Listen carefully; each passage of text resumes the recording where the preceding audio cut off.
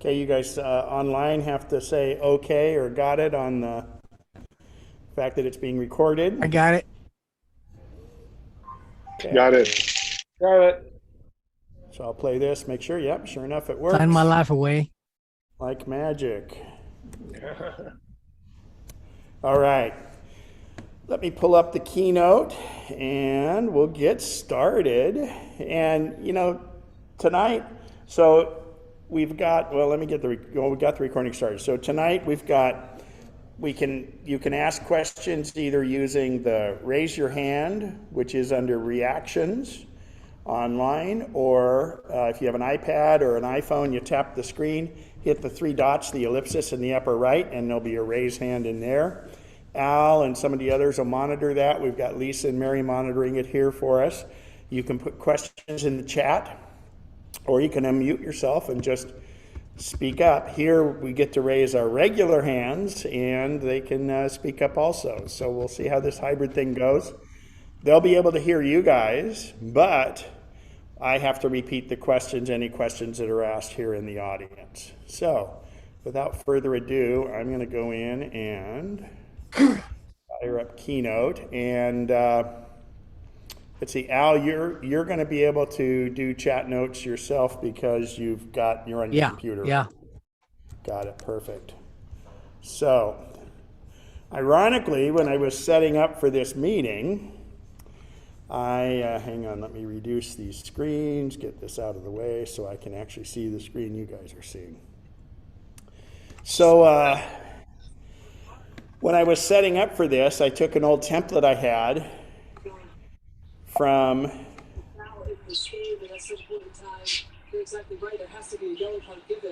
if somebody can monitor those mics for us and participants, that'd be appreciated. So, hang on, we'll see who that is.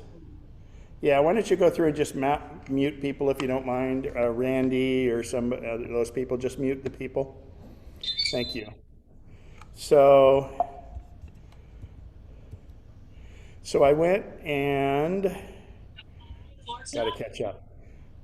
So I pulled up, the last time I did accessibility was November 20th, 2018. And then when I pulled that up, ironically, well, of course, I always say do time machine, but I found something interesting in that I had this slide. Wow. And this was the campfire. And and you got to remember, this was a November meeting, and fire season, this fire started in October, if I'm not mistaken. So that was a picture of the campfire. So, that devastated paradise. So it's ironic that it would come up, and that was, I remember this size comparison. And what's interesting is the Dixie Fire now is the largest single fire ever, because what they started doing a couple years ago is they started lumping together fires into what's called complexes, even though the fires were completely independent and didn't touch one another. And I think that was to make it so it did the news better. So I remember in this year when there were all these fires going on, there were 3 fires around Santa Cruz and Monterey that weren't even near each other, and they called them the LNU complex or something like that. So that was the size comparison to the campfire, and the Dixie Fire is getting close to that. So I want to talk a little bit about it. This one's real close to home. The Caldor Fire, this thing just blew up like crazy last night, and then we've had the winds. It devastated the Grizzly Flats. That town is gone. This is spreading to the north and to the east pretty heavy. So the way you can go in is if you go into Google Maps, either maps.com on your Mac, maps.google.com, or on your iOS device, not Apple Maps, but Google Maps, and you put in Caldor Fire, and you do a search, and it'll show you this ring, and then it has related photos and things like that. It also shows you all the evacuations and stuff, so you can keep on top of that, because I know that we all have people we know that are affected by these things. The next one is the Dixie Fire. It is very close to Susanville. Susanville has 3 prisons, and my best friend, the guy I went on the Great Race with, that's one of the hospitals he's the medical director for, and they're in the process of having to, very soon they may have to evacuate that hospital because it's coming across. It started way down in the lower left corner there, and it came up and pretty much devastated most of Lake Almanor. I have some good friends who have a house on Lake Almanor, and in their little cul-de-sac there's 5 homes. 2 of the homes burnt down and 1 outbuilding, and 3 of the other homes are standing still. So it's interesting how that works, but you know, the fire services have been doing a great job. But the other thing I wanted to bring this up with, I want to give you the tools like this where you can go see what's up with it, but also secondly, to check your air quality, because that's a big deal. In fact, when we had the Saturday class here, it was pretty smoky in Lincoln, but it was nice here, so it was not too bad. But Apple, for the last 2 years, has the AQI right on the devices. So the kind of left-hand pane there is Apple Maps on the Mac, and in the lower left bottom, it would have the temperature. So wherever you're searching on the map, if you were searching in, you know, let's say you were looking at Auburn, well, it would give you the temperature there and a little bit of an icon for the weather, and it'll give you the AQI, the air quality index. So on the iPhone, it's the same thing on Apple Maps. Down in the lower right corner, there's one that's got the AQI. Oh, now that's where you guys see this on that screen. So I wonder if I can make this go away. See, because it's displayed right here. They don't see that bar. Anyway, so the AQI is down in the lower right corner, and then if you use the weather app on the phone, they'll usually have the AQI at the top if it's up a little higher. Otherwise, the AQI is down where the wind and everything is. So if it's a low number, if it's in the 50 or below, it goes back down. So those are all there, and they're beneficial. A couple other ways to find the air quality index. My favorite, it's called purpleair.com. And what these are is, Purple Air makes these little air quality devices that individuals or even small businesses have.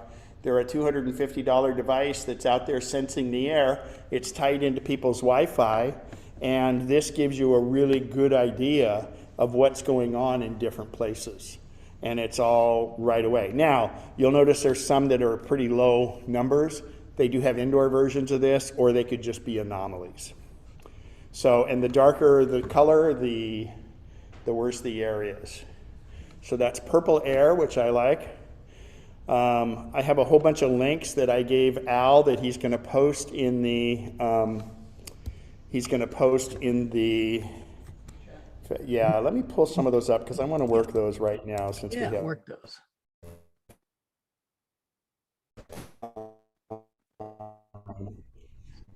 Here.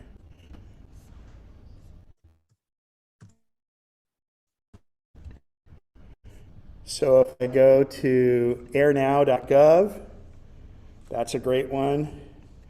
We'll just put in,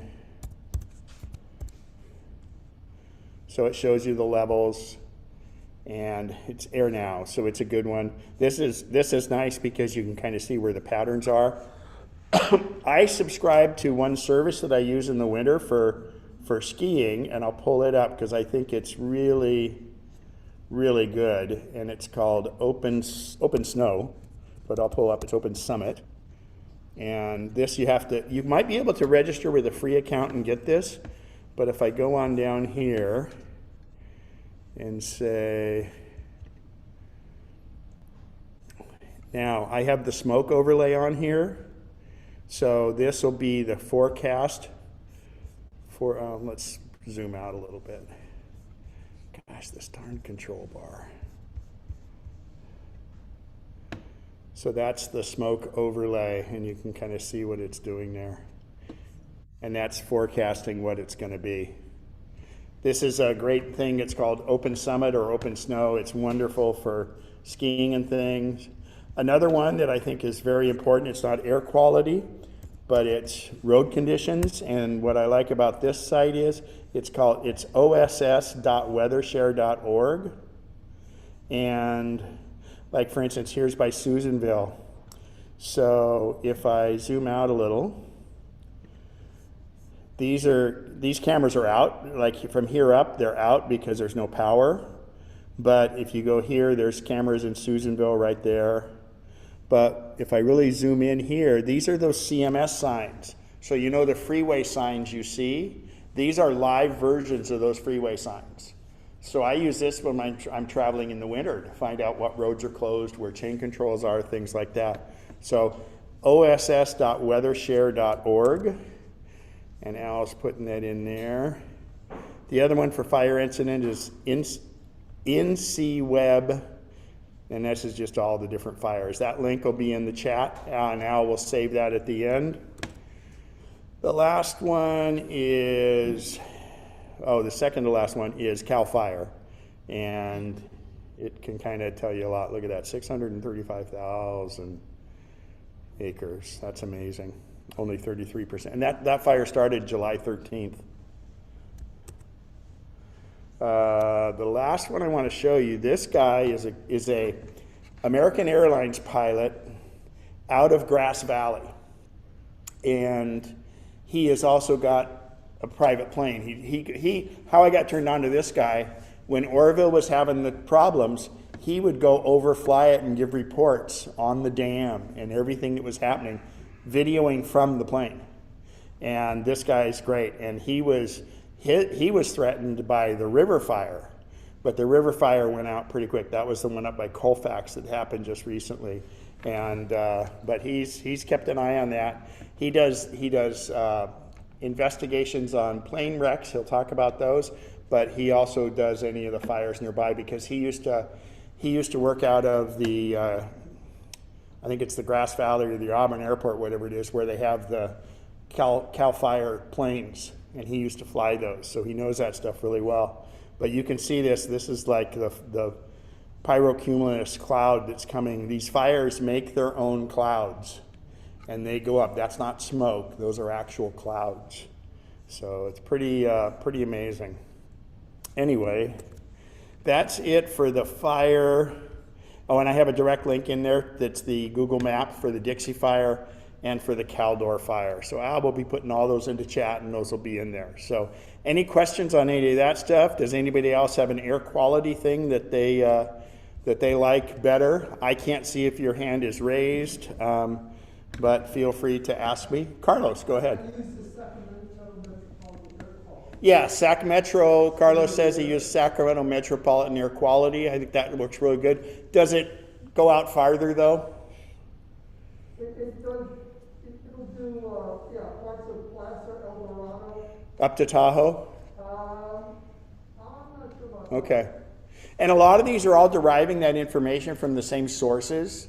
Purple Air is their own thing because that's their own little devices, and there's so many of them. But these other places, generally speaking, where there's a weather station, they usually have an air quality thing. Mary, go ahead. Yeah, there's one called Air Now, and it's... Yeah, that was what I just did, Air Now. I'm sorry. Airnow.gov, it's also an app.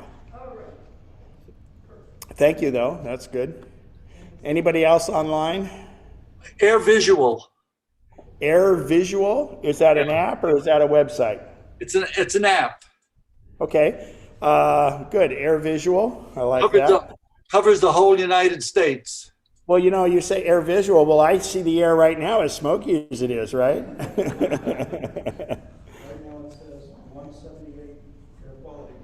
Yeah, so we've got it 178 here, and your mileage may vary. So anyway, actually, it's ironic because it makes it not so bad wearing a mask because you're blocking out that. So anyway, let's go back to the keynote. So actually, I need to go back up, and we're going to go to the rest of the agenda because I kind of got onto this. So coming up, we're going to do current events and rumors, volunteer member announcements, tech Q&A, and Bob, we didn't have any in the Purple Mac this time emailed, did we? And then I'll be doing accessibility afterwards, and that's going to be really a thing where you can ask questions along the way. And I'm going to follow that up by the next time I do a Saturday class, it will be more extensive on accessibility, because I think it's important. So anyone, Al, you've got, I'll go ahead and let's unshare my screen, and I will spotlight you. Go ahead, Al, tell us what you got, and if you need to share a screen, you can, whatever you'd like. Let me share the screen here. And I should say, everybody, Al does this wonderful job. In fact, part of the reason he's not in person today is because it's so much easier for him to do the links. He gets all these links, puts them in chat, and then at the end of the Zoom or this hybrid meeting, he will put all those links and put them in a PDF, and that'll be linkable, and then Bob sends that out, and he also posts that on the Facebook, and it's a great companion to what we're doing in the presentation. So, third week of September, I love it. Go for it, Al. We're in that period here where there's a great deal of rumors, and some of it is good, and some of it is just speculation, and lots of reports coming in from the supply chain. And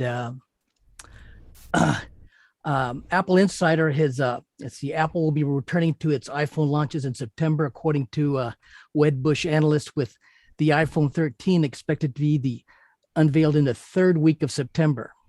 Apple is known to hold fall events for the iPhone and other products, with the main iPhone launch itself typically occurring in September. After an October reveal of the iPhone 12 in 2020, some analysts believe that Apple could return to form in 2021. So it was a month delayed last year. And then there was one other time when it was delayed, when the iPhone 10 first came out. It was in October. And I think the delay on this, the delay last year was really due to COVID. That was certainly part of it. Supply chain constraints and challenges and stuff worldwide. But this is encouraging because of the whole chip shortage thing, where Apple handles that really well, because they pretty much, they've bought up whatever TSMC, Taiwan Semiconductor, does. Yeah. So let's just hope that Taiwan stays like it is politically. Yeah. Well, moving on here, there's an article there, Mac rumors. Of course, in September, we'll probably be seeing they give us a list of things we can expect to see to make an appearance. And obviously the iPhone 13 and the iPhone 13 mini and the Pro and the Pro Max expect significant new camera features, more advanced displays, improved performance, battery life, and smaller hardware changes. Also, obviously, we'll be looking forward to the Apple Watch Series 7, and may include a complete redesign featuring smaller display bezels and flat edges, changing the aesthetic there. More advanced health tracking capabilities and bolstered internals. I'm really hoping for a glucose monitor. I think I know it's in development, and whoever gets there first is going to make a mountain of money with all the millions of people who find themselves needing to monitor their blood sugar. So that should. Latest rumor is that it might be actually part of a band, but I don't think they're ready this year. That'd probably be at least another year. Yeah, I think you're probably right about that. Also, the third generation AirPods, the next generation of standard AirPods could feature a design more in line with the AirPods Pro, with silicon ear tips and a redesigned charging case and improved connectivity. The new AirPods, and it'll be a lower price. Yeah, let's hope so. They've been rumored for some time, with recent reporting suggesting a launch alongside the new iPhone 13. Apple could ultimately decide to include more in its September event. However, given the event's mainstream coverage, it may want to focus on its more popular products rather than reveal other new devices, such as upcoming Apple Silicon Macs. This year, one of the most rumored and highly anticipated product releases is the redesigned 14 and 16-inch MacBook Pro. The new laptops are expected to feature the most radical redesign of the MacBook Pro since 2016. Oops. And with new ports, the depth of the touch bar, and a brand new display based on mini LED technology and a powerful Apple Silicon chip. So, And you guys, Al will have links to this article, and yeah. you'll be able to read it in depth. Yeah. One This thing is- that, like they said, is it's the iPhone event, and that's a big deal. So, and the other thing is, I look at the timeline. Apple has this education deal on Macs right now that goes into October. So I usually see where what they do is they wait till after the iPhone event and then do a secondary one, because they don't want to take any luster or time away from the iPhone, because the iPhone is what drives the company financially. And so therefore I think you'll see that. And for me, I'm looking forward to the rumored iPad Mini 6, because I use an iPad Mini like crazy. Yes. Yeah. Yeah. Yeah. It's long overdue for a new iteration, and with faster chips. I just love the form factor, and I know you do, Ken. You use that. That's your go-to travel That's my device. go-to, yeah. Yeah. Actually, And every day, not just travel. That's my everyday device. it fits just perfect in that Scotty vest, right? You bet. Yeah. In 2020, Apple held 3 separate events in the fall, with one focusing entirely on the redesigned iPad Air, the 10.8-inch iPad, and the Apple Watch. This year, Apple is working on a less significant round of updates to its iPad family. Rather than update 2 iPad models, Apple's expected to release only an updated iPad Mini this fall. Because they've actually just done a lot with the new iPad Air recently. The new iPad Pros were updated recently too. Yeah. So it's probably unlikely Apple will hold an entire event dedicated just to a single iPad model. Instead, it may just decide to include the iPad Mini at Apple Silicon event or an iPhone event, or none, and release it via press release. But we'll see. Yeah. So, one of those things is, if you really need a new device, when it gets close to it, go get one, because then that's called taking one for the team, because what'll happen is Apple will come out with a new one 15 days later, because you have 14 days to return it. So Yeah. but you've been warned. How's that? So great. And actually, Apple hit an all-time high stock price the other day too. So Never gets old. pretty great. Yeah, that's so we will be and all the stockholders will be able to afford all these new products, and then that makes the stock go up. So see, you're kind of you're feeding the thing that does it. So Yeah. cool. Any other besides hardware stuff you got? Yeah. A couple of things, I guess. With the COVID situation being what it is, Apple's reportedly increasing the testing for retail and corporate employees, and is planning on pausing a return to holding in-store Today at Apple sessions. That's just the sessions, not necessarily, not affecting the retail sales and stuff. They're managing that quite well. Yeah, those Today at Apple sessions. I've gone to quite a few of them, and I've always found them beneficial. So obviously, this is all attributed to the ramp up. All this ramped up testing is for the more infectious Delta variant, according to Bloomberg. So, and I don't know if you remember, but when COVID, first few months into COVID, Apple had actually designed their own mask for their employees. Yeah. That's one of the things in their wheelhouse, is their ability to, reach in there and design wonderful products for us. And I'm sure that that's something they could. And they did delay. They were going to bring the employees back to the spaceship too, but they've delayed that. And that's all because of the Delta variant. And the Delta variant it looks like it's peaked at this point too, which is good. This was the 4th wave. And so hopefully but there's the Lambda is out there around. And so there's some sites here in the state of California where you can track every variant, and it's they post the information regularly, so never hurts to be informed about what's on the horizon. And I want to know if there's Vegas, if you can bet on it. So well, I actually bet on it. I bet on it, man. As soon as I heard Moderna, instantly I went and bought a few shares of Moderna. It's It's increased 4-fold since I bought it. Well, good, So I good. was lucky. I don't Look, usually jump on things like that, but yeah, seeking opportunity. I'm with you. Yeah, yeah. Another little goodie here in Apple Insider is I guess Apple's uh, they've come out with a firmware update for the Siri remote. for the new Yeah, the Siri new remote, Siri the remote. one that's This the newer version of the silver one where it's got it's not the full big touch screen yeah, on it's it. for the Apple TV 4K and the Apple TV HD, and apparently it's delivering bug fixes and performance improvements, but nothing real significant beyond And that. that remote will work. I think it's $50. You can get that remote if you have a 4K Apple TV, the bigger, taller style, the one that's I, almost 2 inches I tall. like the form factor. I like the square edges. With the previous ones were just too slippery in my hand, and I wound Oh, up and you having to. couldn't tell what was what in a dark light. Yeah, Everything's yeah, black. exactly. And that was part of my issue with them, and I ultimately had to go buy a rubber case enclosure with a little dongle thing, so just so I could it wouldn't slip out of my hand.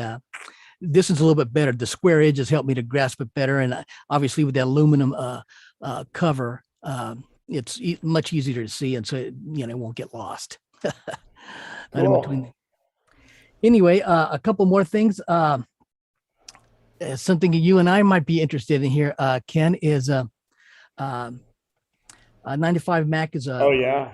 has put out this thing. Netflix has confirmed that it's now rolling out spatial audio support to its iPhone and iPad applications that are running iOS 14, and the Apple just talks about how immersive the experience is using their directional audio filters, and it's been a long This time is coming. like stereo on steroids. Yeah, absolutely. Steroids. There we Yeah. go. There we go. So, Steroids.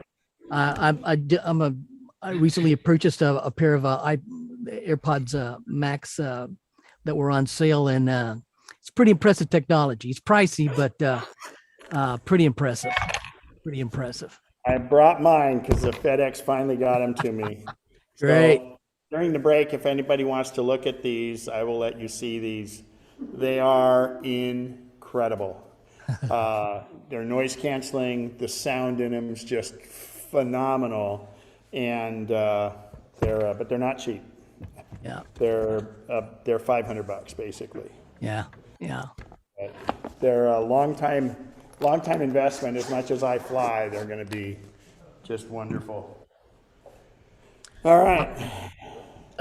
Finally, for all you adventurous souls out there, Apple's released the 6th public beta of iOS 15, iPad OS 15, as well as the 6th public beta versions of watchOS 8 and tvOS 15 to members And of the remember, public. emphasis on the word beta. That's so right. If it, That's right. Just don't ever put it on anything mission critical. Yeah, the new betas include some more design tweaks to Safari and new option to toggle the old top bar Safari design from iOS 14.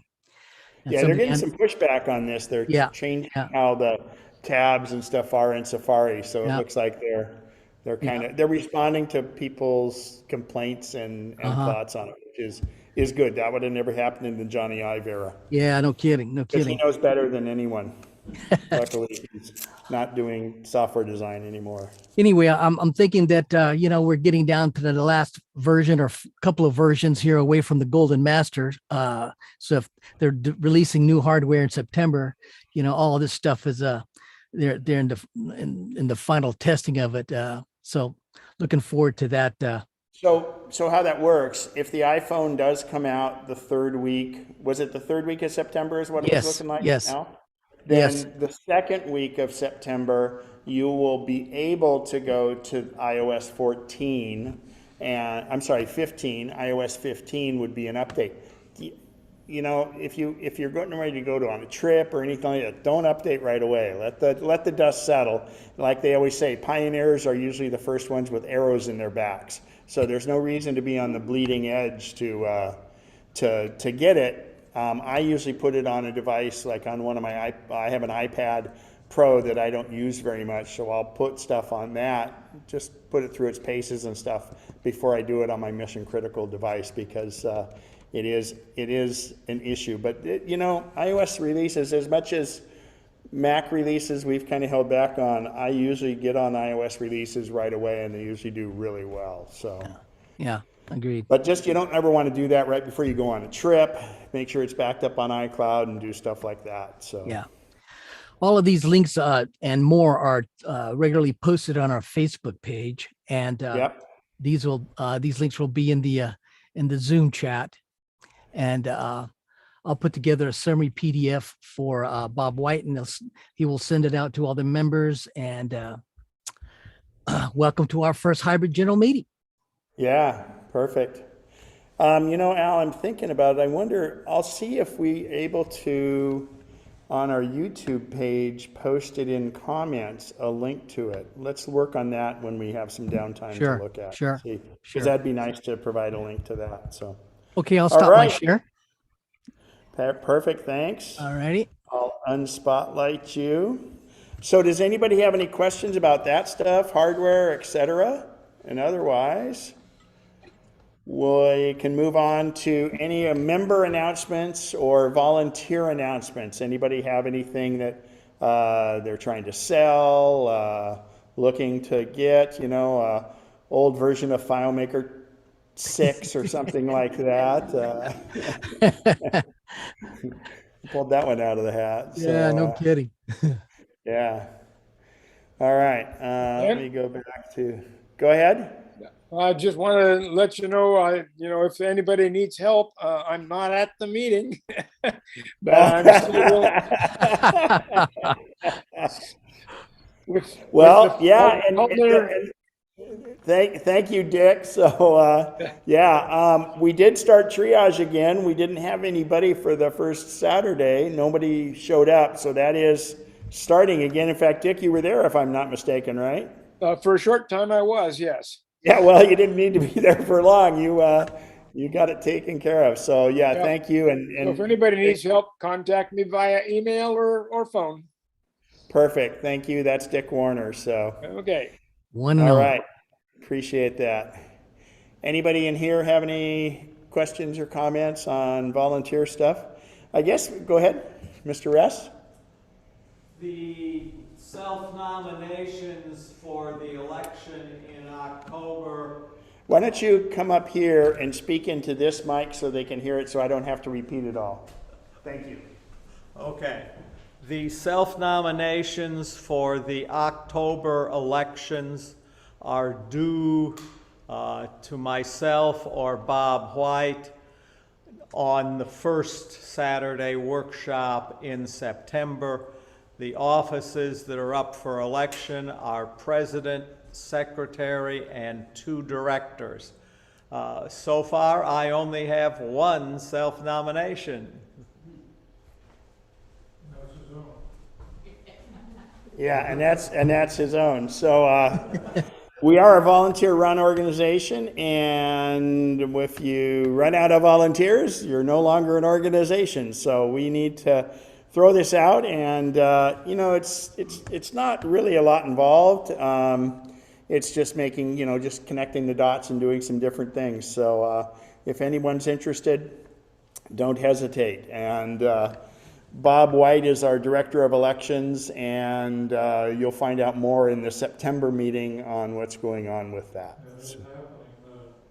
The Mac group in Eugene, Oregon shut itself down in July. So we lost another Mac group up in Eugene, Oregon. So, and we're staying with, I think we were at 332 members is what we have right now, Lisa? Yeah, so anyway, anybody else have any input? Carlos? I just want to, if anyone has I'm still looking for an iMac 2012 or younger to replace an old one that I had that died. Oh, but I thought it got resurrected. I thought it got resurrected.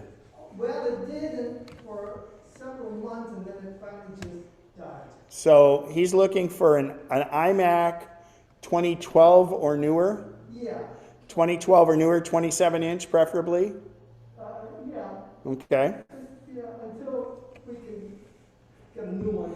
Yeah, because Bridge. there's a wonderful thing right now. There's the 24-inch iMac that is a wonderful one that's replaced the 21 and a half.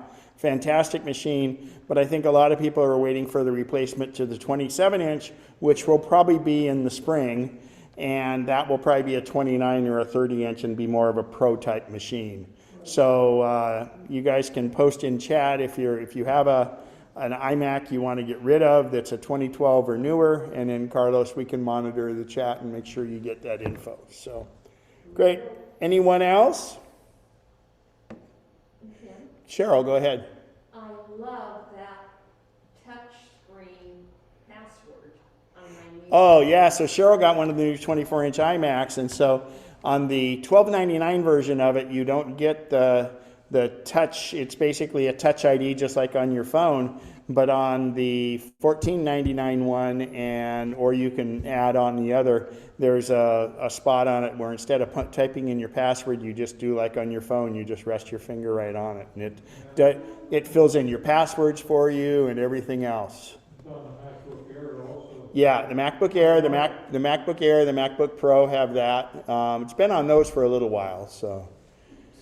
And Al kind of went on it partway. There'll probably be a 14 and a 16-inch version of the MacBook Pro coming out in the fall, but probably after. I really think it's going to be sometime in October because, again, the current education discount or the current education deal, which is where you get a free pair of AirPods if you buy a Mac, ends in October. So I think I have to look at those dates. So anybody else have any questions? All right, so let's see here. Let me just look at the agenda announcements. Tech Q&A. Anybody have any tech questions? We didn't have any mailed in or anything, and we don't have the purple Mac here because nobody here has done it. So first of all, anybody in the audience here have any tech questions? Everybody's stuff works perfectly. Oh, cool. Purple Mac is sitting on my workbench. Yeah, well, we're good with it. I do, Ken. Dennis, go right ahead. Ask your question. Dennis Cross. It's for a friend of Randy and ours. He has a. Oh yeah, it's always for a friend. always a friend. And then you brought Randy into it too. So I'm asking for a friend. Randy can agree. I have a friend that's got a iPhone. It's a 6S, and on his iPhotos, the year is 2554, and he doesn't know how to change it back to the normal date. The month and the day are correct, but the year is what, 500 years off? Okay, so he should get in a DeLorean and We told him that. So is it any new photos have that, or even old photos have that date? All his photos show that. If the phone comes on, it's the current date. But when he goes to iPhotos, and I took a picture, for example, at August 12th, 2564 BE is the title across the top of all the photos. BE. Yeah, it's weird. BCE? Does it say BE. BCE? BE, Boy Edward. Wow, because BCE is before Christ, but Yeah, no. so they had to be black and white if it was photos from back then. No, they're not. It's current photos too. Anytime he takes a picture, it shows up as that. And do old photos in there have the exact same date, or do they are just like 2 months sooner, 500 years from now? They have their own date, but not the year is I guess 500. And right now, I took a picture of it today, August 12th, 2564 BE on one of the pictures. So that would be, Okay. Randy was there today, right, Randy? Yes. Yeah. True And story. the guy feels okay. Yeah, he looks pretty good for that old. Yeah. Good time traveler. All right, let me go in and look at a setting here that you guys might want to check. Have you gone into date and time? I did Go to- with him. Okay. Yeah. Go into date and time, and it says set automatically. You could turn that off and then toggle it back on. The other thing is, and Al will find the link for it. So it's a 6S. So Did you reset the phone? Did you do a hard reset? I suggested he do that also. Okay, so a hard reset on a Touch ID phone, which that is you press and hold the sleep wake button and the power button, hold them in until you get the Apple logo, and that might reset some of that preferences back in there. Okay. And hang on, we got a bad mic here. Carlos, you can't have your. Gotcha, I got you muted. You're okay now. So Dennis, I would do that and then do the hard reset. And actually, Carlos, you need to turn down the volume on your phone because we're getting feedback through it. Thank you. You get that too, Randy? That's it. So let me look at one other thing here.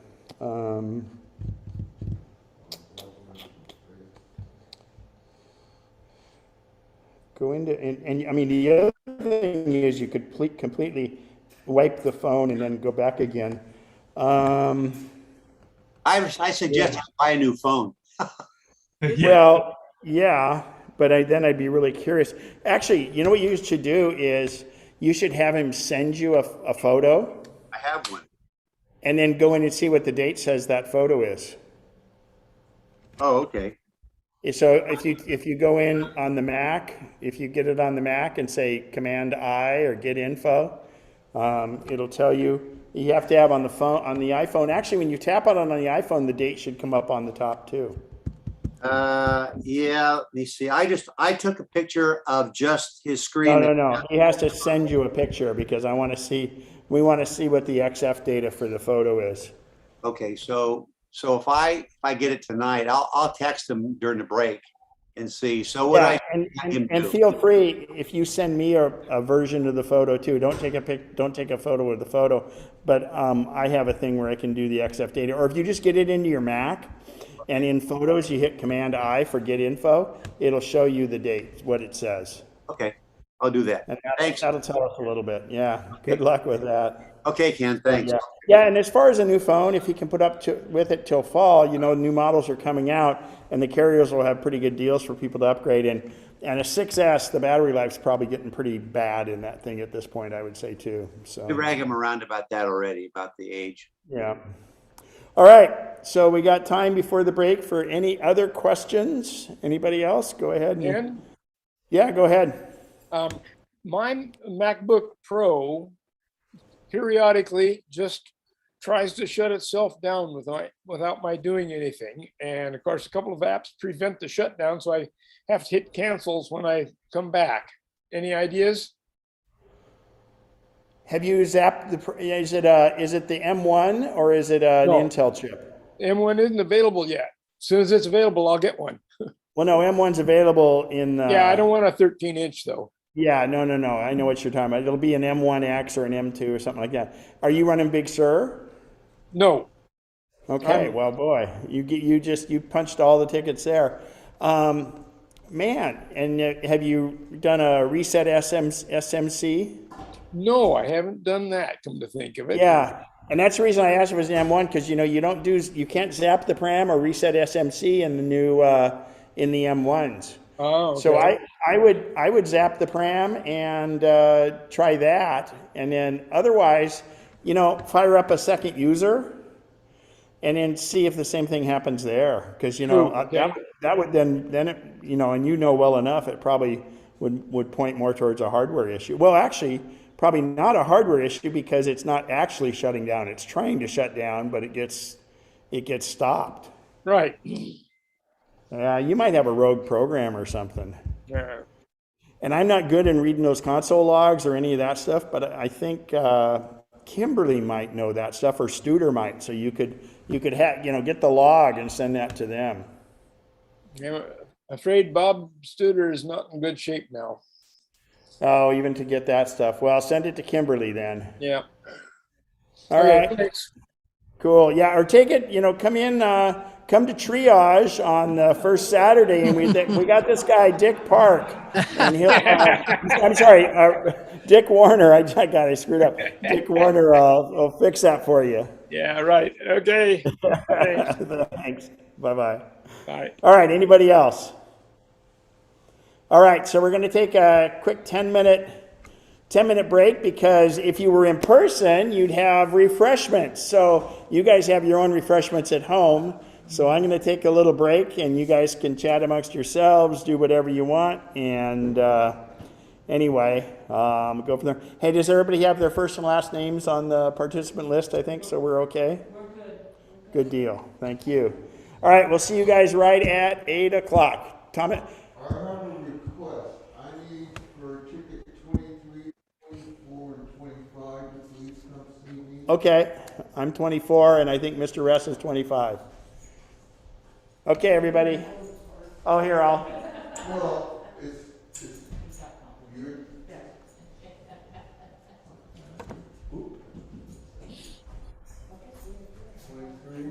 I'm 24. Yeah, yes. No problem. Yes. Oh, okay. You guys win, I'll know it's rigged. Well, that makes it such that from the beginning of the end of the people there. Yeah. It was that loop that you had that you were walking around with, yeah. So, I just figured it out. Always sitting So did you hear that Apple is now going to, see if I can say this correctly. Oh, the photo thing? The photo thing, yeah. Yeah, I don't know, and I haven't read much on it. It doesn't concern me, but it's, you know, I mean, if you can say, if you got nothing to hide, what's the big deal?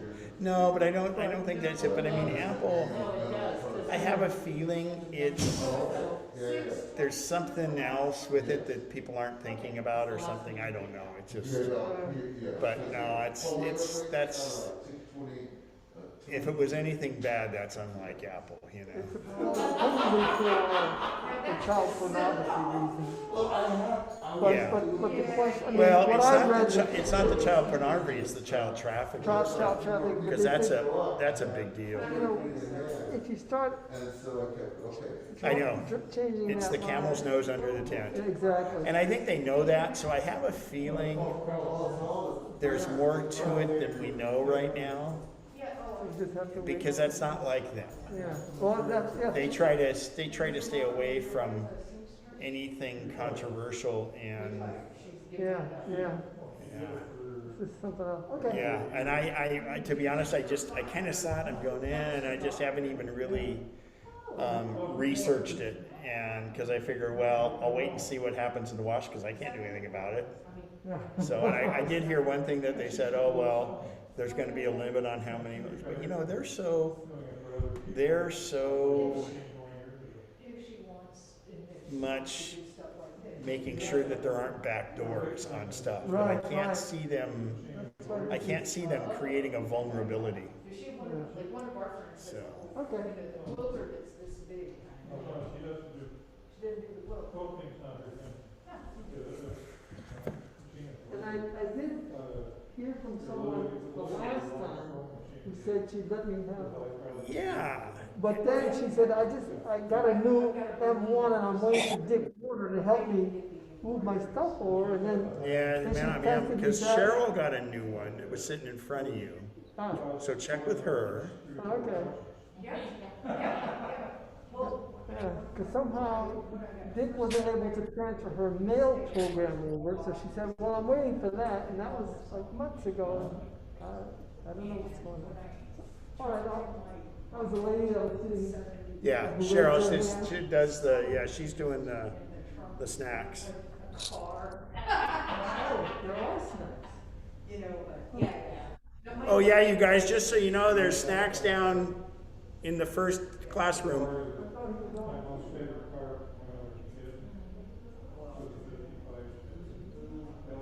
Your contacts are on the cloud also, comma, but it's not really a backup, comma, because if you were to erase a contact, comma, it would erase it there too, period. But if something happens to your phone, everything is there, period. You can actually go into your Mac, comma, in contacts, comma, and archive it there, period. They are, comma, or I should say, they should be the same as the contacts on your Mac, comma, and they're backed up in Time Machine, period.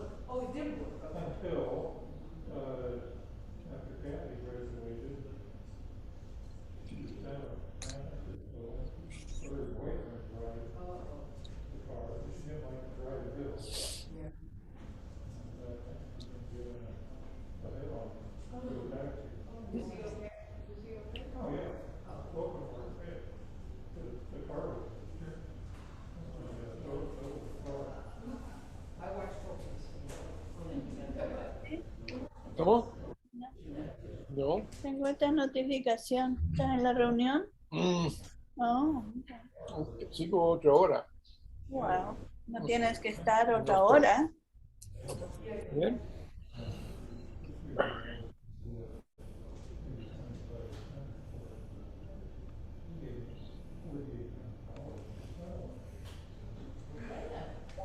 Oh.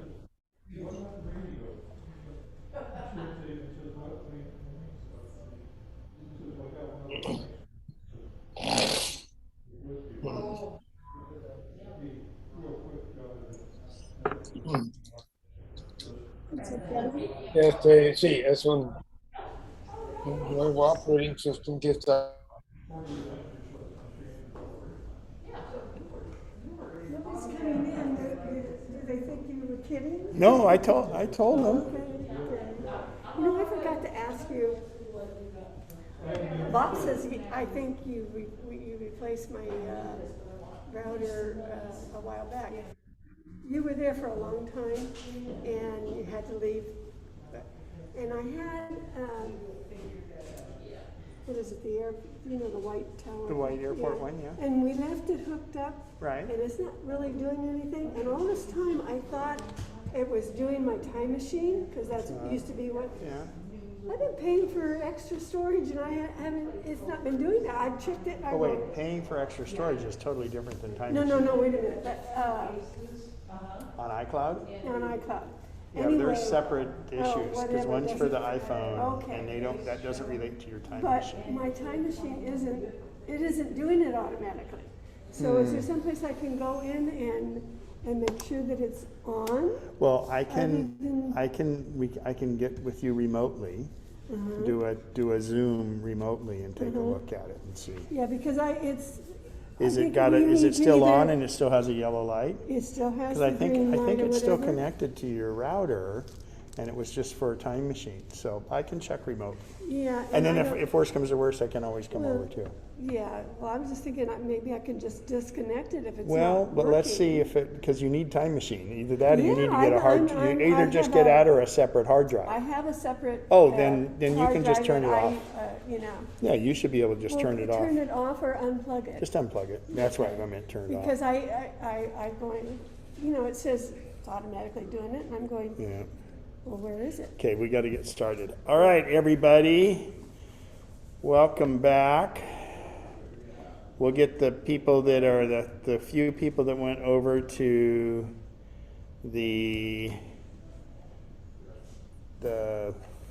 it's in the first classroom is where it is. So I'm going to do, before I get into the presentation, okay.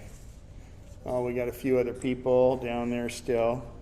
Before I get into the presentation, I'm going to do a demonstration because I recently have had two friends. Turn your camera around. No, I want the camera this way. Oh, okay.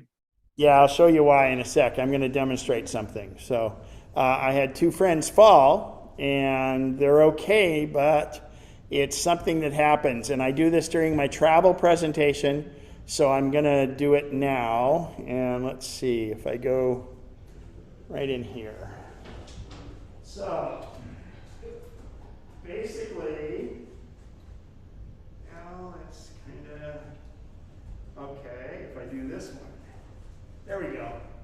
So you guys can see my stubby legs there, but I have a walking stick. Don't consider it a cane, it's a walking stick. But what I want to show you is, so here's my hand and here's a chair. So I'm not going to use the walking stick at first, it's just leaning against the chair. But if I go to stand up, I have okay balance, not great balance. But watch what happens if I just rest my finger on the chair right here. If I rest my finger on the chair, look how much balance I have. I can do whatever I want on either leg. And I'm not putting any more than finger pressure on that. Okay? So the idea with this is, and I'll turn this back around now.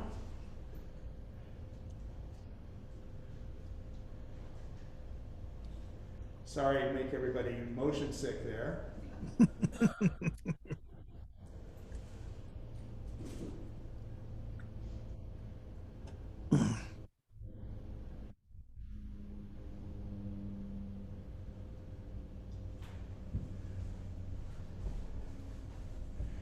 All right.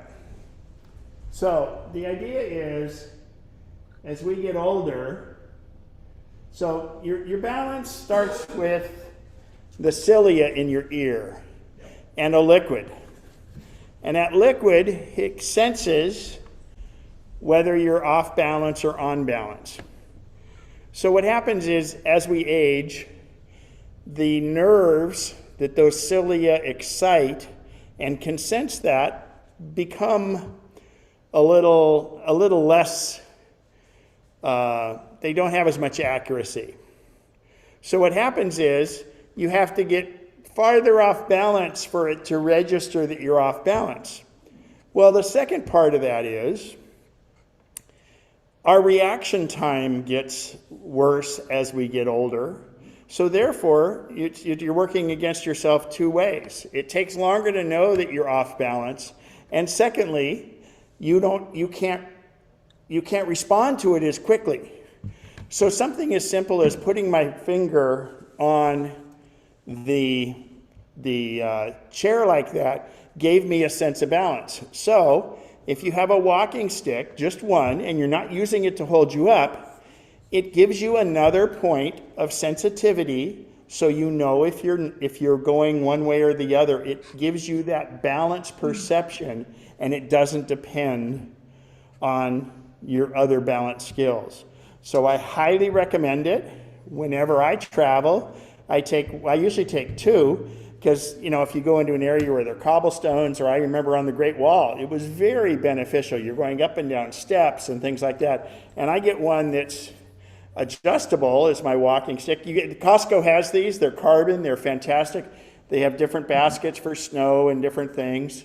But the idea is that this works. It's adjustable. If you're going uphill, you make it shorter. If you're going downhill, you make it longer.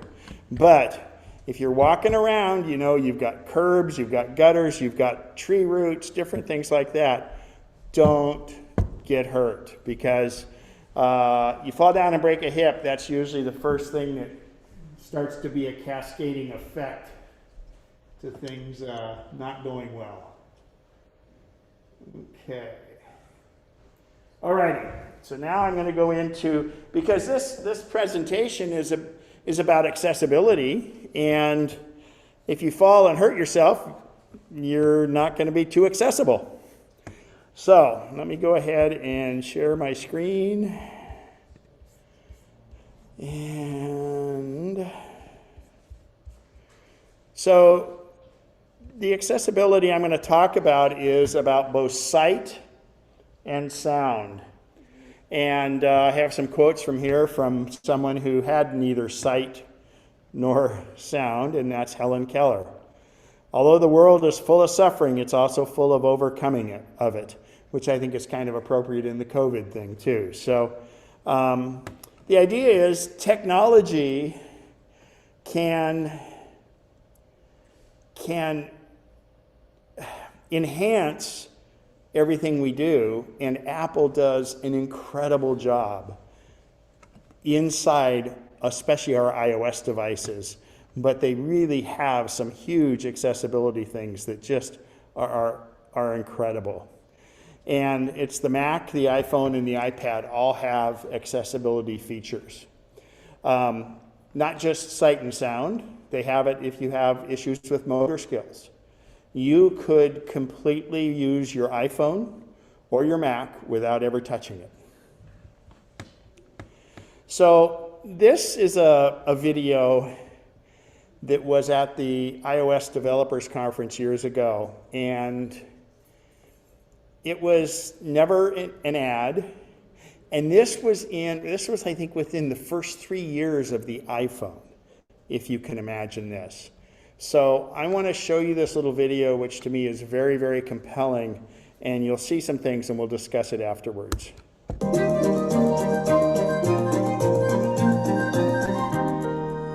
the placemats and then we're going to wash our hands.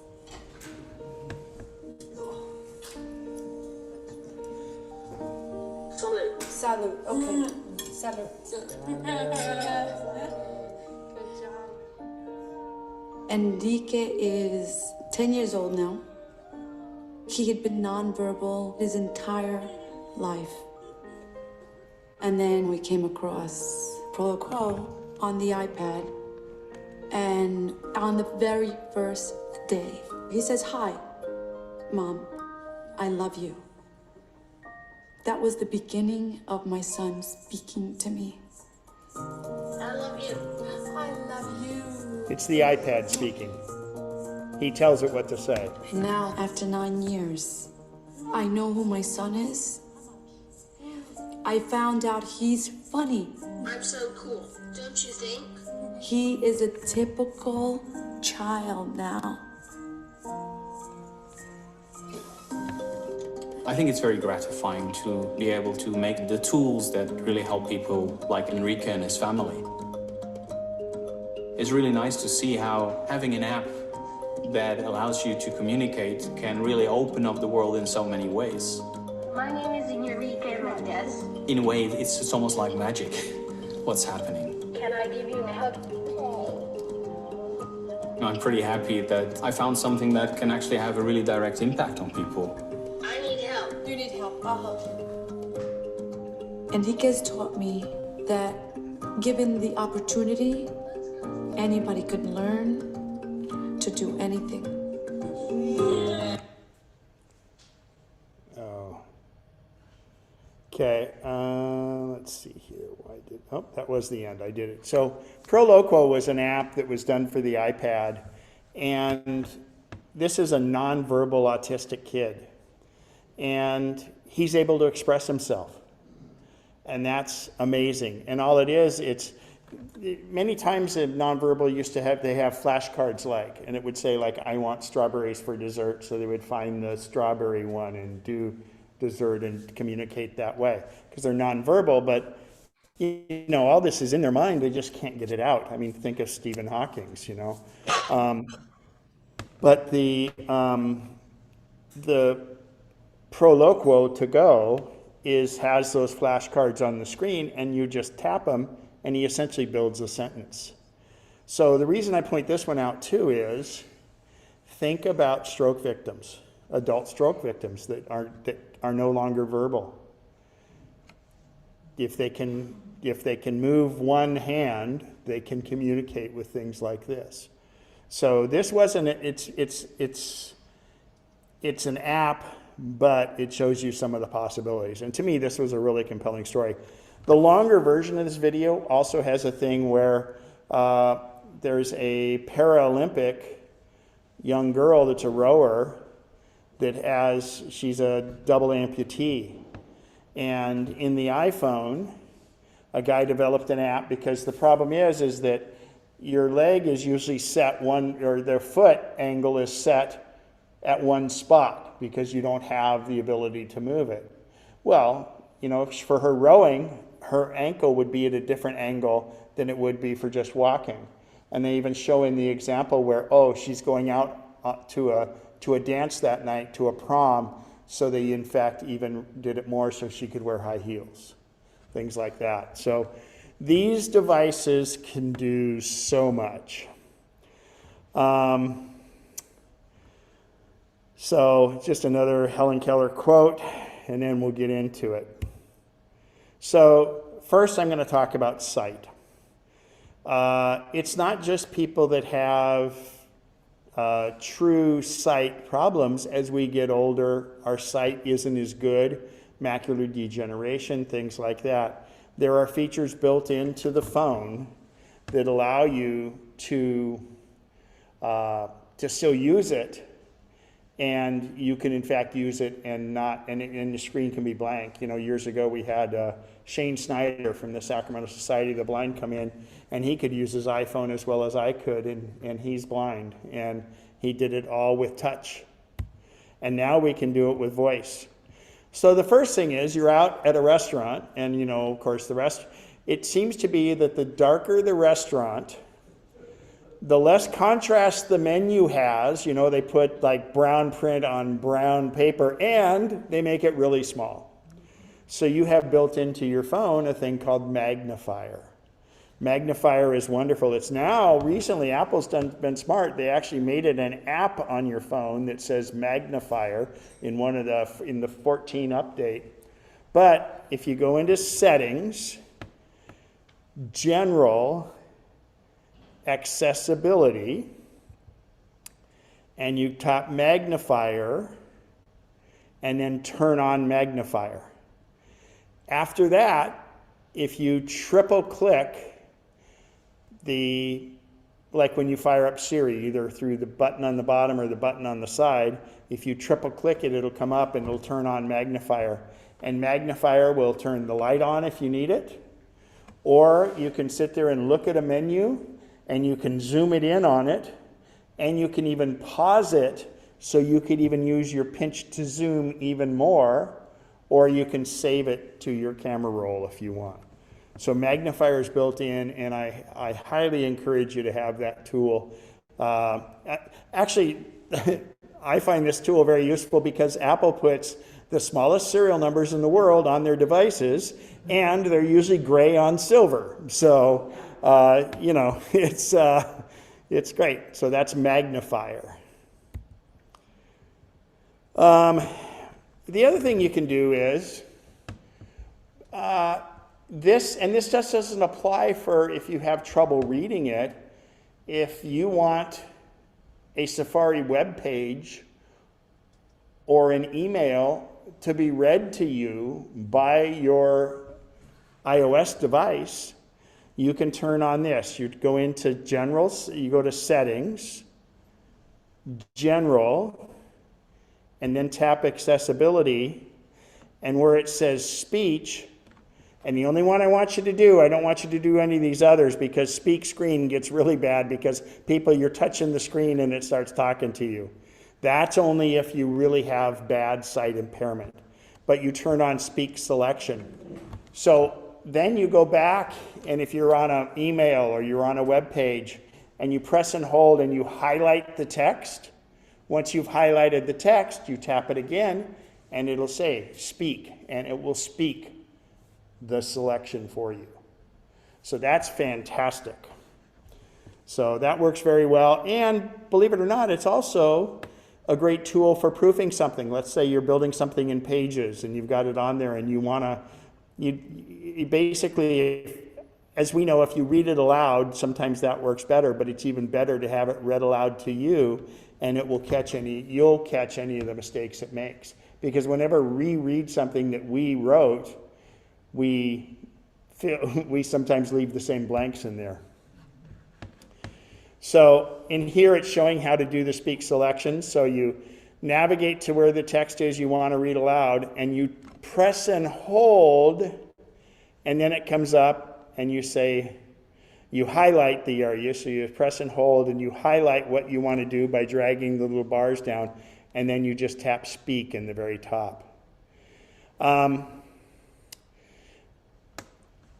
So the speak is for sight.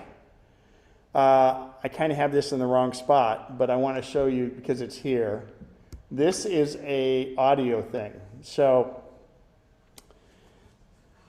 hearing aids are a godsend for most people, and you should all get tested. I get tested. I don't need hearing aids, but I get tested every 2 years just to create a baseline. Costco does free tests.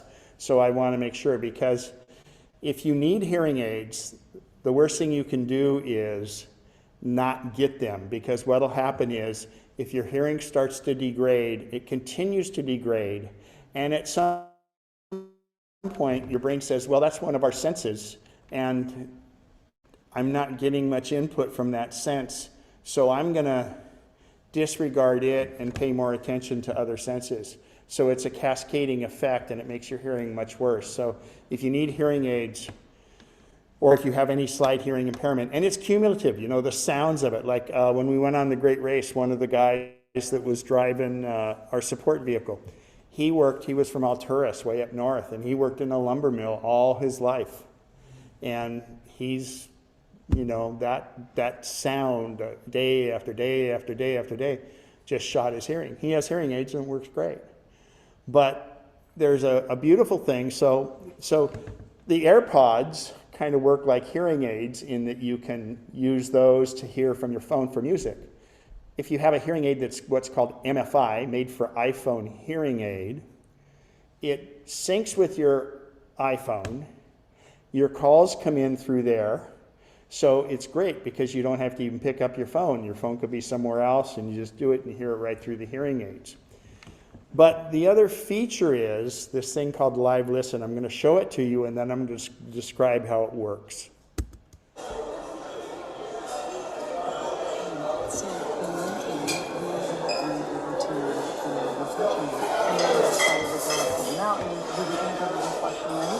We decided we had time, and we continued up towards the Bench Lakes. Bench Lakes? Yeah. Right. Are the wildflowers out now? Oh my God, they are amazing. The Indian paintbrush, the colors, and all those flowers. So, a noisy cafeteria. That's the hardest thing for, even if you have great hearing or if you have bad hearing.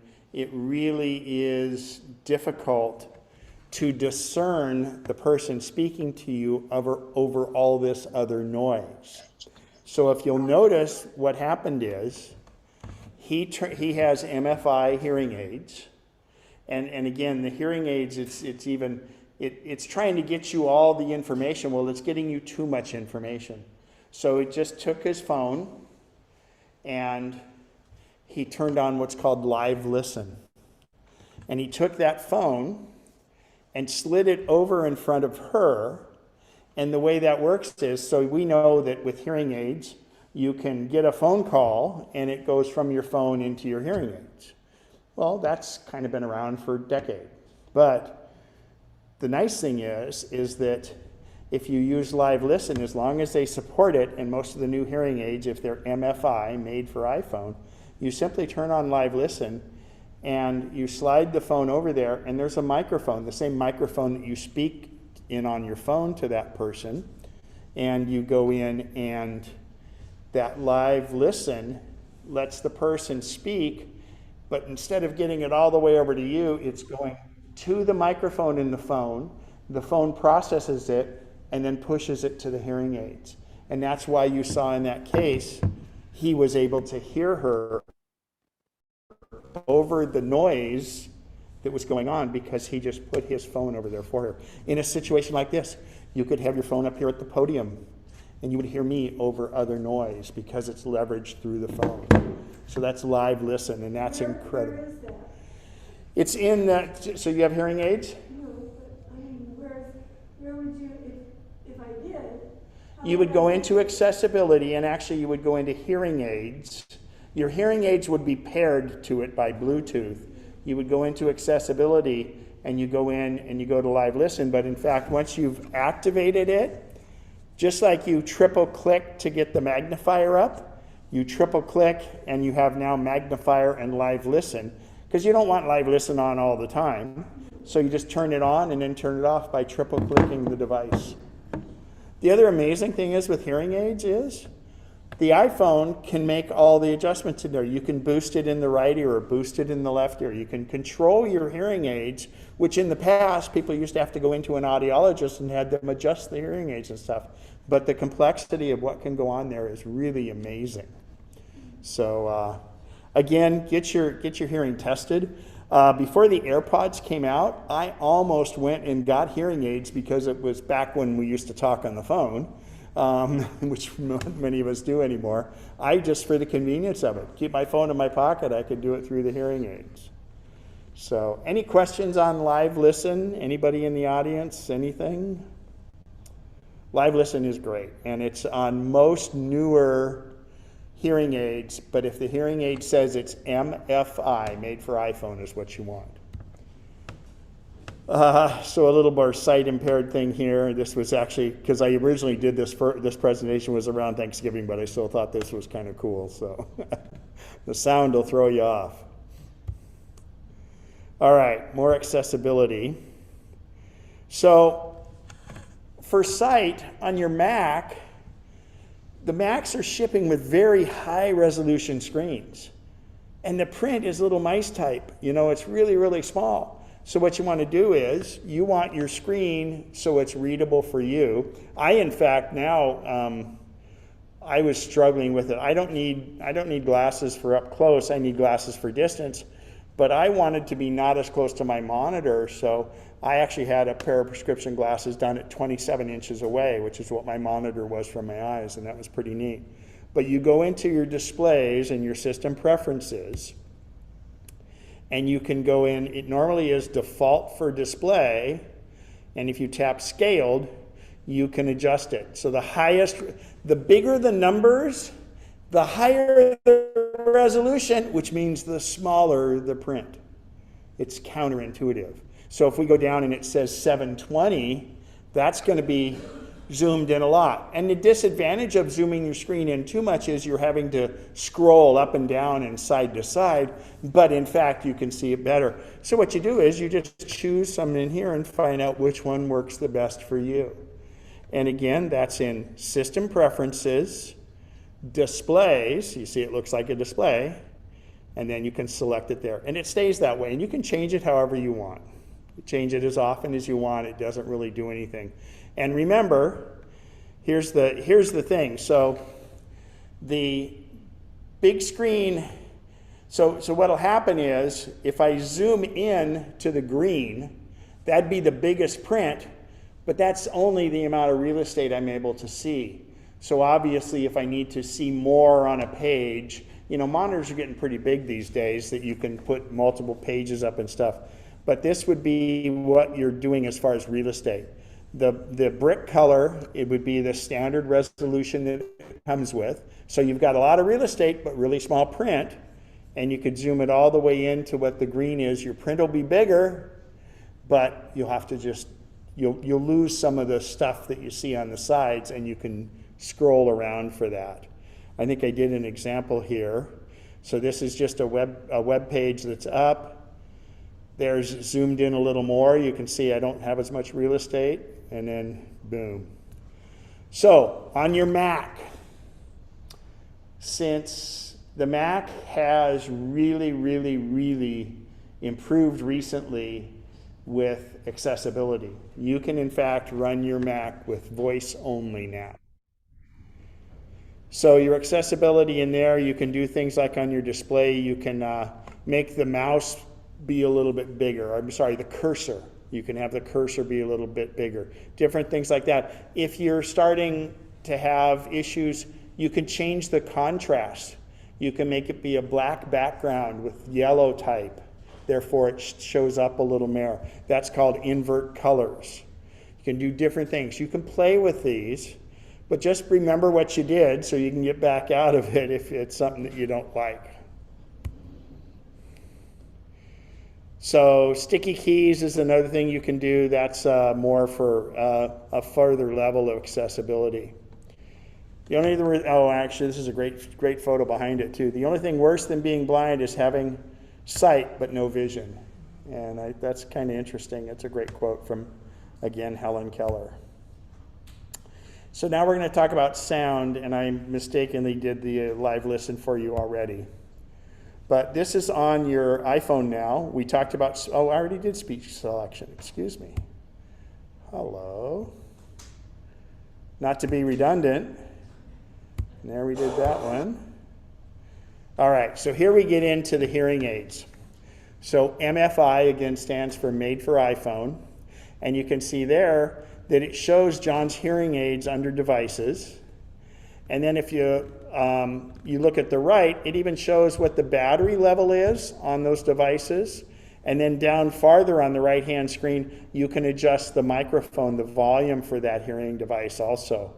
And you can do all kinds of different adjustments right in the phone that control the hearing aids. And again, it has to be an MFI hearing aid. Now the other thing is, you'll notice on the bottom there's presets. So, you know, your phone always knows where you are. Let's say there's a place you go to that you go a lot and the sound is a challenge there, but it's consistent. You would go there, you can create a setting for how you want your hearing aids to react to what's going on there. And then you can tell it when you get to this location, you can tap it again, or it will actually sense your location if you set it, and it will remember that location and do the exact setting you had. It's not to say you can't override it, but this is all can be done on the phone because the phone's implicitly linked to the hearing devices. And that's phenomenal.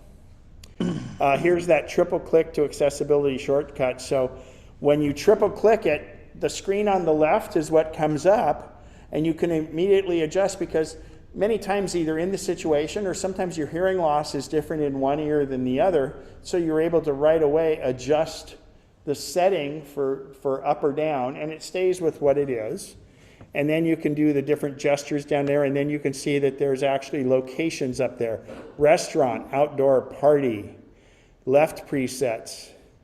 Diagnostics is how it does it. And there's the one that says start live listen.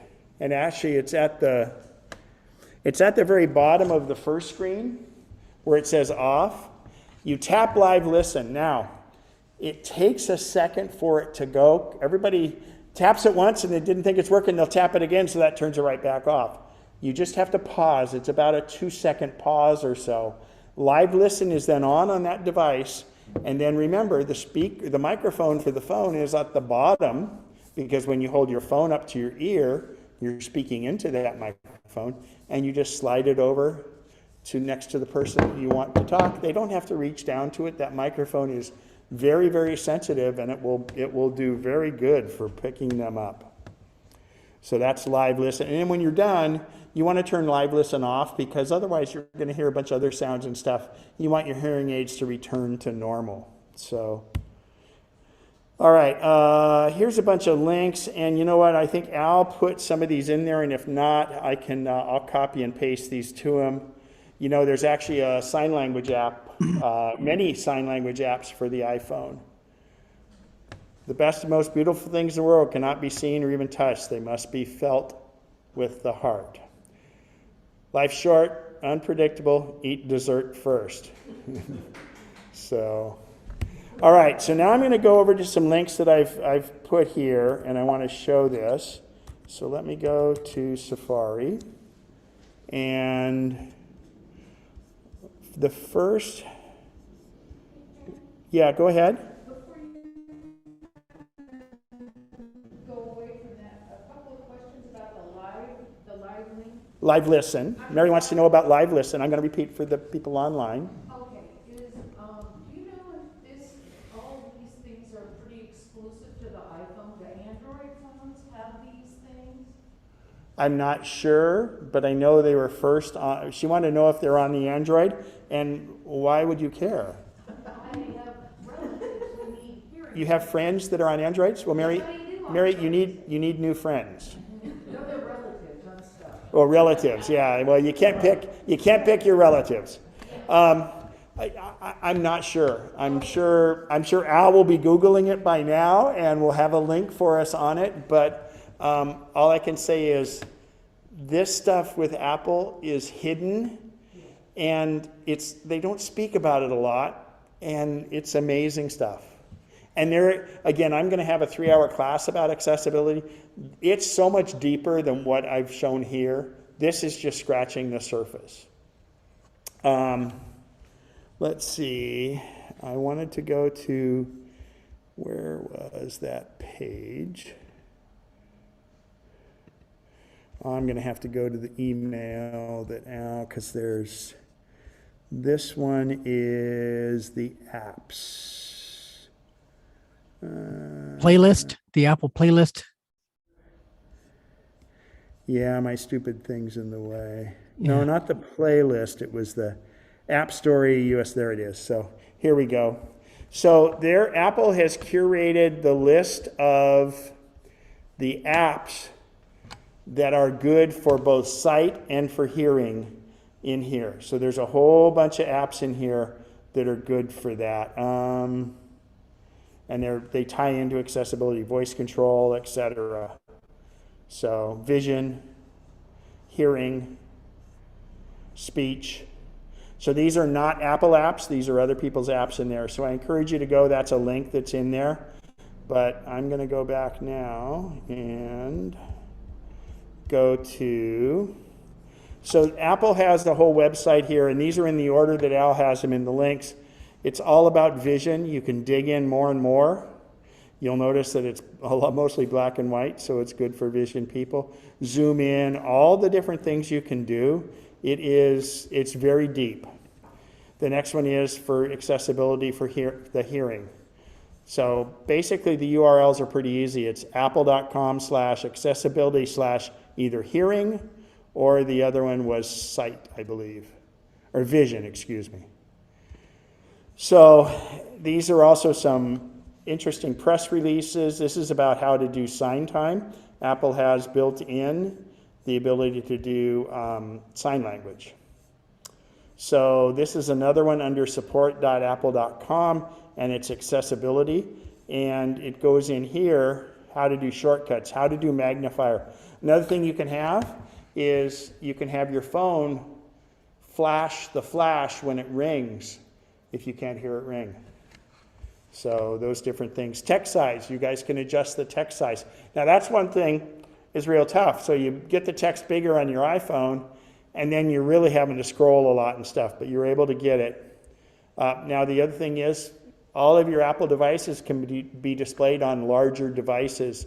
I had a client who had macular degeneration, and she had an iPad, and she could not see on the iPad, but we hooked it. At the time we had to use a cable because there was nothing available at the time, but she had it hooked to the iPad, and she could have her face right up to this big 47-inch TV, and she could manipulate the iPad right there, and it made it so she could see things.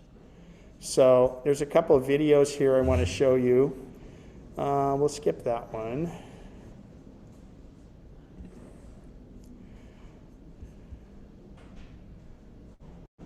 All right, so here we go.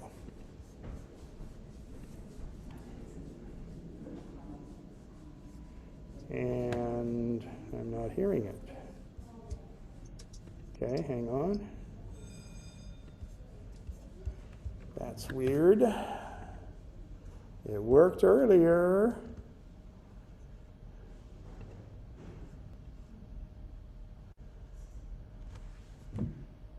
It's on. Okay.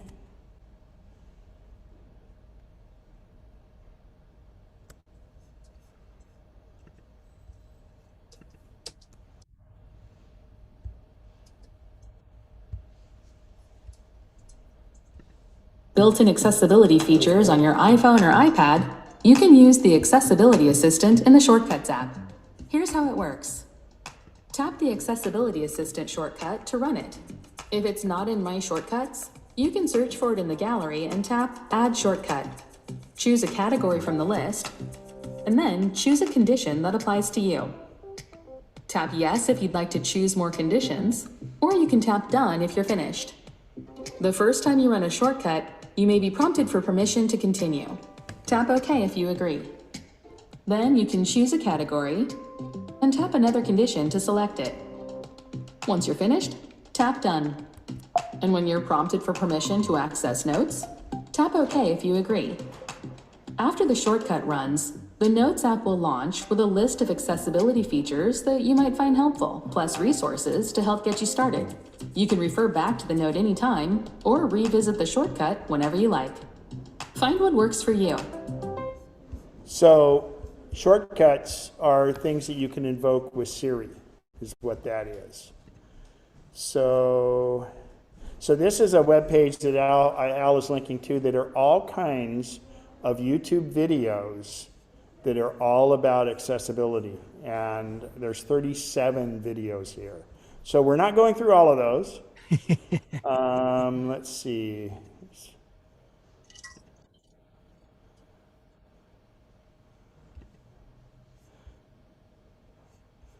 I don't want that one.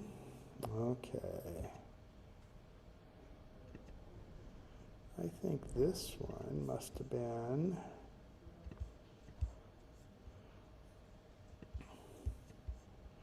So this video I'm going to show you here in a second. This is pretty amazing as far as what can be done. And now why isn't it giving me sound? Hang on. There we go, okay.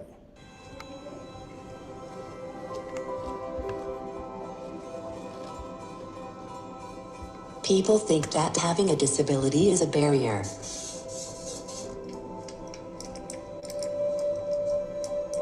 But that's not the way I see it. You can catch up with friends. Ready? You can capture a moment with your family. One face, small face, focus lock. And you can start the day bright and early.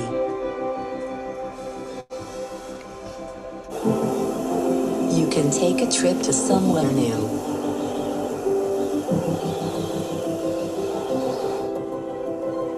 3 miles to the summit. You can concentrate on every word of a story. A bird began to sing. Jack opened his eyes. You can take the long way home.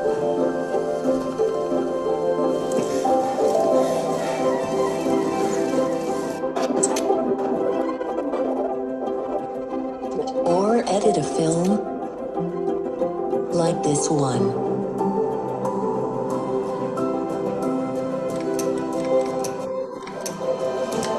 When technology is designed for everyone,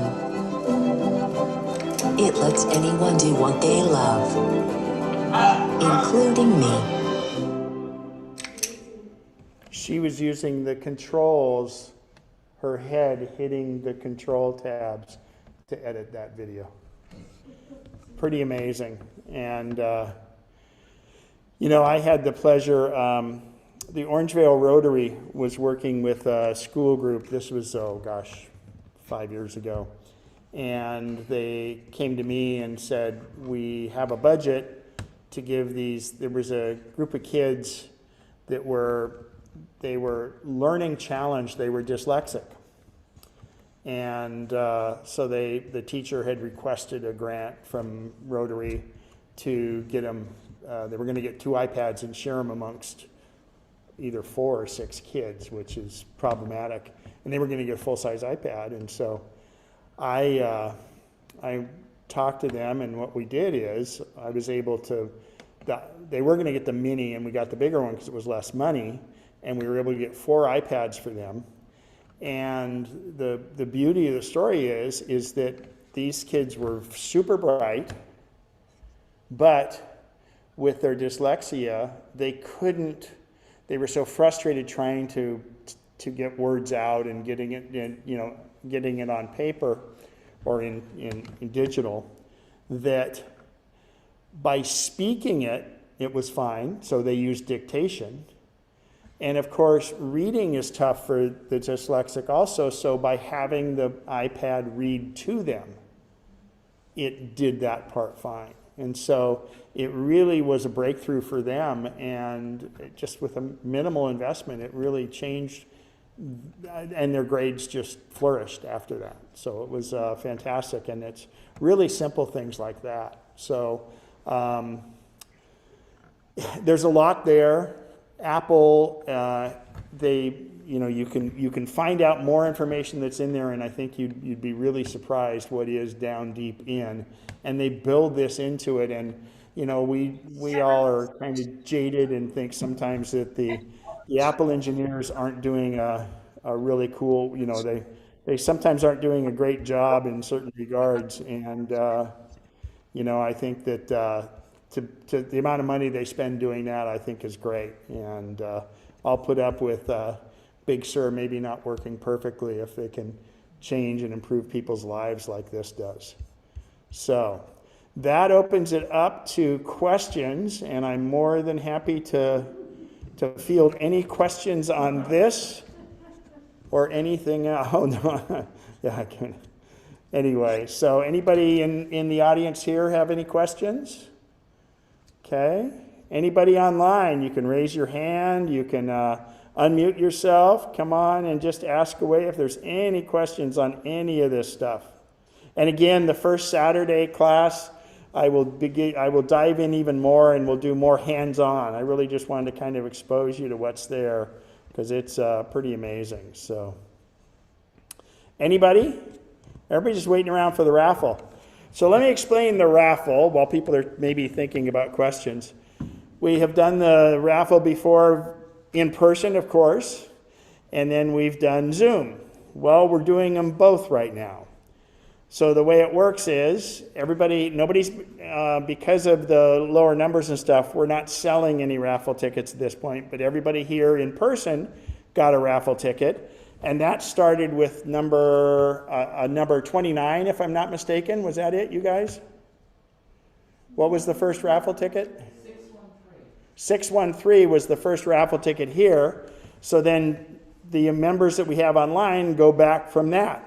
So when I have Siri do its thing, it will choose a random number between, and everybody's in the same pot. So it's really neat. If you win twice, you have to give away one of the prizes.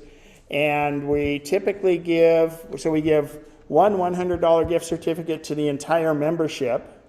And we give 2 other $100 Amazon gift cards. I can say it now because my device isn't here. And we do 4 $25 Amazon gift cards. So we're going to start out. And before we go into the raffle, though, any other questions before we get to it? And our raffle stewards, are you guys ready? We're ready. Great. So anybody have any questions on anything up to this point? We're kind of early, but that's good. It's dark out. It's like, what an experience here. And how many? Question. Okay, go right ahead. How can I download the full chat? Oh, the chat? So you're on if you're on a Mac, you go to the chat screen, and in the lower right, there's and it says save chat. There's 3 dots, the ellipsis, the 3 dots. 3 dots. Okay, I click on that. Yeah. Okay, there we go. And you might want, and you could do it now, but then you could do it again right afterwards, because Al may put some more links in there if something comes up. And then that's what Al does. and he'll put that together, and Bob will email it out in a PDF, because that's the beauty of all those links. I mean, that's so much information, and you can see it at your leisure. So Homework. Randy, I like your new screen there. So anybody else have any questions before we go into the raffle? All right, so I will have Siri draw it, and I have to give a disclaimer. If for some reason it doesn't pick up the exact, like if we're 1 through, how many numbers are we doing?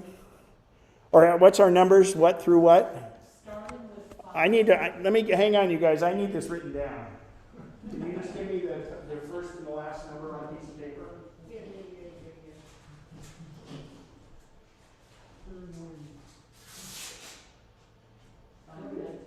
I was looking at the picture of the birds. 623 is the last ticket. Fantastic. Thank you very much.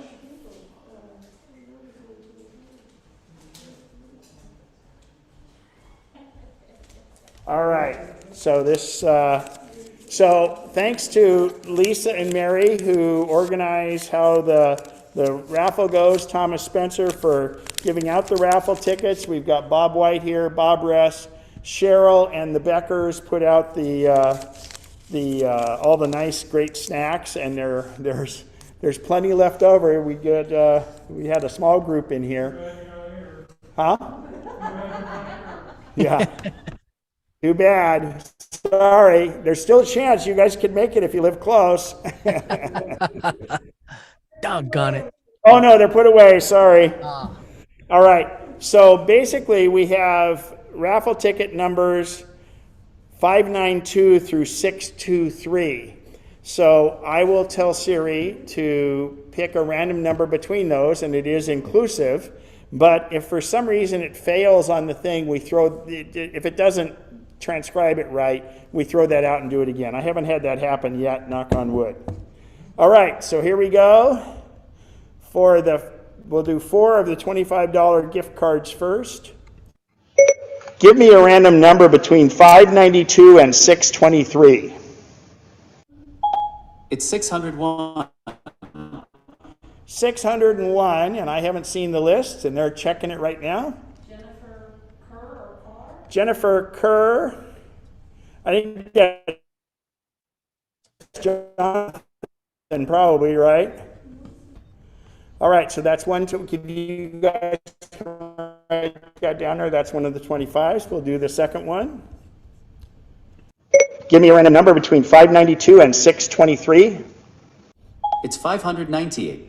598. And while she's looking it up, I'll remind you that if you win twice, you have to give one of them back. We put it back in the drawing, and I would highly recommend that you give back the lower value card, okay? But that's up to you. The number was 598. Dennis Irwin. Hey, Dennis Irwin. Congratulations, Dennis. Yay! All right, so for the third $25 gift card, give me a random number between 592 and 623. The answer is 623. Oh, the very last ticket given out is Thomas Spencer, our guy that gives out tickets. Boy, that's pretty good. And I have to tell you, he's not at the same table as them. He's over to the side, so there's nothing going on there. All right, so one more $25 gift card. Give me a random number between 592 and 623. It's 604. 604. Joellen Arnold. Joellen Arnold. Congratulations, Joellen. Longtime member. All right, so now we go into the $100 Amazon gift cards. Give me a random number between 592 and 623. It's 622. Oh my gosh. Hey, and that's in person. Fantastic. Make sure you give it to Lisa, and she'll get your name, and we have the email. Congratulations. So one more $100 Amazon. I keep wanting to say iTunes. It's Amazon gift card. So give me a random number between 592 and 623. It's 608. 608. Ray, congratulations, Ray. $100 iTunes gift card. So now we do one. Now we do one for the entire membership. Actually, why don't hold on just a second. She can get you that in a second there. So 332, was that it, Lisa? Yes. Okay. So now this is a whole different number system, and this is the entire membership. Give me a random number between 1 and 332. The answer is 3. 3, really low. Alexander Kelter. What's the last name? Kelter? Alexander Kelter, probably not in attendance, but it's a member, and they will get everyone that's listed there will get an email. We'll be emailing, instead of in person, we email it to you and you'll have it. I don't know if I'll get to it tonight when I get home, but I'll do it tomorrow morning if not. Oh, one of our original members. Great. Wow, in the first 50, Bob says. All right, so that was our first hybrid meeting. Let me give you a couple little housekeeping things. You'll be able to view this on the YouTube. It's been recorded, and Al will be getting out the PDF of all the links. And I'm around here for any questions. Let's turn this around to the audience. Everybody can say hi, bye to everybody here. Let's go down a little bit. If there's any questions, feel free to ask. All right, any questions, speak up. Otherwise, that's it. Thank you, everyone. Dan, I got a question. Al, go ahead. Al, did you get the chat saved? No, stand by. I got one more link I'm putting up. Okay, go for that, and then I'm going to. I'll get Dennis. I'll do Dennis's question first. Go ahead. I got it. Okay, so Ken, I got sent me the photos, and I opened them up on my my photo listing, and it comes up with the current date on the individual picture. Yeah. So it's something messed up in the phone. So if you do that hard reset, it might fix it. If not, you need to wipe the phone and redo it, and that might do it. But yeah, that's interesting. Yeah. So, okay. Well, great. Thanks. Hang on, Dennis. Dennis, hang on. Al's saying something. Al's saying something. Hang on, Dennis. I posted some links here for how to reset the Success phone. So peruse the chat list there. Great, Al. Thank you. You're welcome. All right. Thanks, everybody. Al, you got the chat saved all good? Yes, sir. We're good to go. I'll do it anyway. I'll have a copy if needed. Thank you, everybody. Stay safe, stay away from the fires, and don't breathe heavily.